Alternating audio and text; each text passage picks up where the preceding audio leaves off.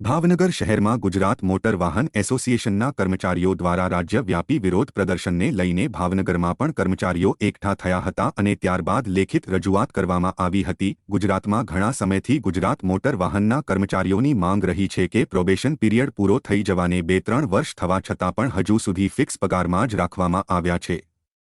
આ સાથે અન્ય સમસ્યાઓ અંગે માંગ હોય તેને લઈને પણ રજૂઆત કરવામાં આવી હતી અને વિરોધ પ્રદર્શન કરવામાં આવ્યું હતું।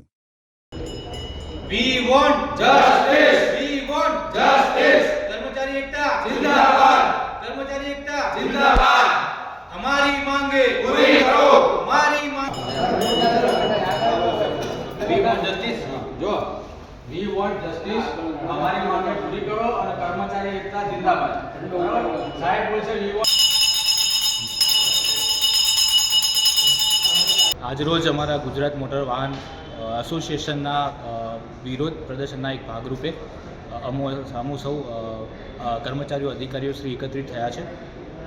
આ પાછળનો મુખ્ય હેતુ એ છે કે ઘણા સમયથી કર્મચારીઓ ગુજરાત મોટર વાહન અધિકારીઓ કર્મચારીઓને પ્રોબેશન પીરિયડ જ્યારે 3 વર્ષથી 10 વર્ષ સુધી થયા છતાં હજુ પ્રોબેશન પૂર્ણ થયેલ નથી અને હજુ પણ ફિક્સ પગારમાં અમે ફરજ નિભાવીએ છીએ।